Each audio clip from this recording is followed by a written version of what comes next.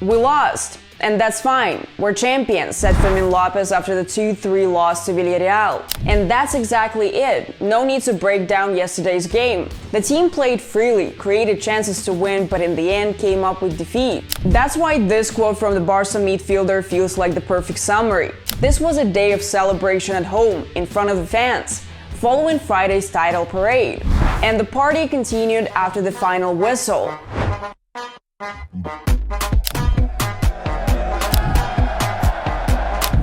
Visca Barça e Visca Catalunya. Okay, bye.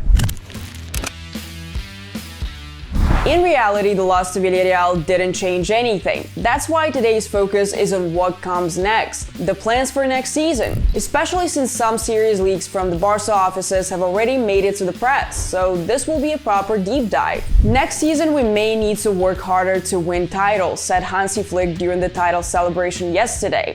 "I saw people crying with joy over what we achieved, and that's fantastic. It's my responsibility now to make us better for next season." The coach is already setting the tone for a new level of responsibility and an intense preseason. That's expected. The staff will do everything to lay the best possible foundation for what's ahead. At the same time, it's clear the squad needs reinforcements in key areas. Some players will leave this summer, and new faces will arrive. Flick already knows who he wants, and this week he's set to sit down with Deca to start shaping next season's first team squad. "I know what signings I want for this team. I'll talk to Deca about this because we need time to discuss everything," Flick added. The first question, as always, financial fair play. According to recent reports, Barca shouldn't have issues with FFP, thanks to additional VIP seat sales at the renovated Spotify Camp Nou, which the club plans to return to in August or September. So the club expects to operate on the 1-to-1 rule. In simple terms, if we sell Araujo for 50 million euros, we can reinvest that amount in 1 or 2 new players. That's sorted. Now let's move on. There likely won't be too many departures, but this is Barca, where unexpected decisions are part of the game, both from the board and from players. There are a few positions that could seriously impact our success next season, and the most critical one is goalkeeper. It seemed Barca had solved this with the Szczesny signing, but the Polish keeper is still hesitant about the 2-year offer. He knows there's a real chance Flick might stick with Ter Stegen as his number 1, which could leave Wojciech benched for 2 years. Plus, his family is reportedly encouraging him to retire. But the truth is, Ter Stegen isn't a fully reliable option anymore. The German hasn't performed at the required level recently, even in the last games, against Valladolid and Villarreal.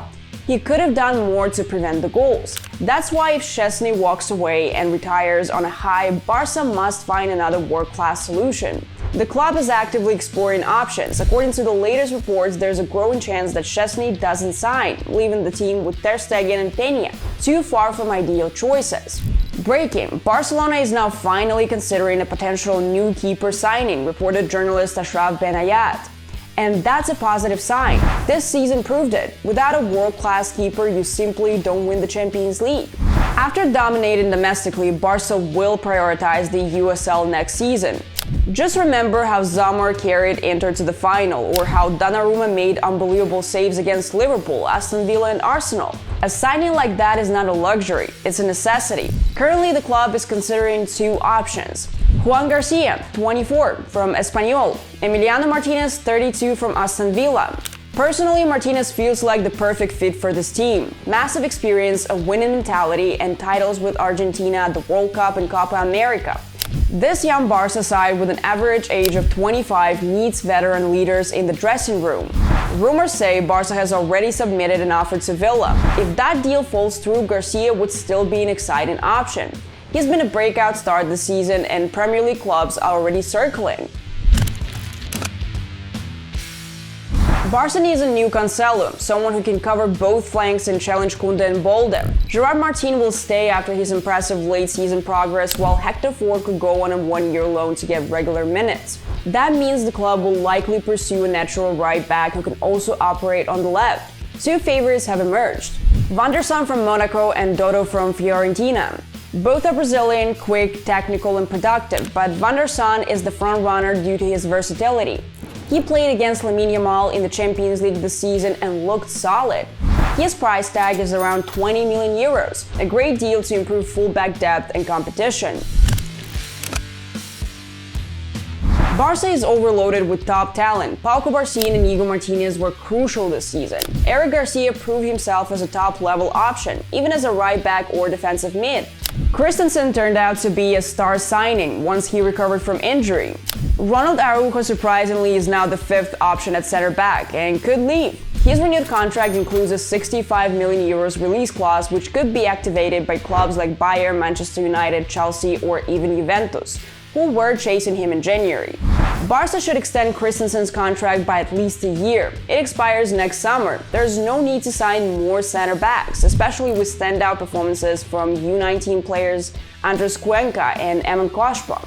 Flick is keeping an eye on both. Cuenca has already debuted and Koshpa has trained with the senior squad. There's also 18-year-old Landry Faure, a versatile defender from the same La Masia group as Lamine, Cubarsí, and Bernal. He could be a future monster.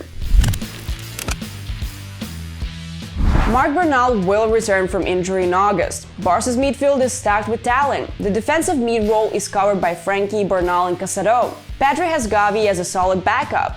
At attacking mid, we've seen a season-long battle between Dani Olmo and Fermin, but Pablo Torre barely got any minutes. So expect him to be sold with a buyback clause. We also expect Flick to give a shot to 3 top talents in pre-season. Guile Fernandez, 16, has offers from top clubs. He needs to feel trusted. Noah Darvic, 18, entering year 3 at the club. It's time to show if he can break into the first team or be sold. His contract runs until 2026. And let's not forget about Quim Hunyan from the U19 team that won this year's UEFA Youth League.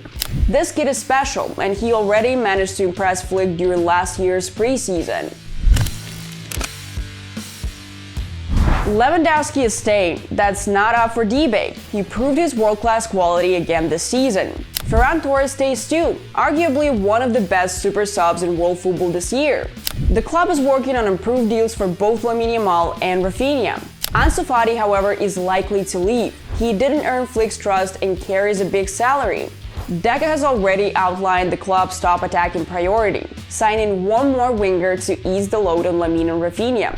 Whether it's Luis Diaz, Rafael Leao, Nico Williams, or Marcus Rashford, the goal is to protect the dressing room ecosystem, because building a winning team is much harder than destroying one. The optimal option, Marcus Rashford, an experienced forward who dreams of playing for Barca, feeds the dressing room and can play across the front line.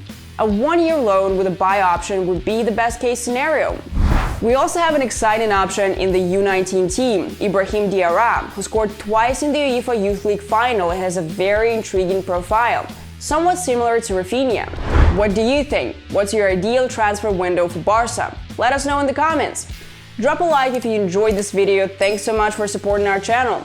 Subscribe if you're a Barca fan. We're headed into a wild transfer summer, and we're sure it will be full of surprises. That's it for today. Bye!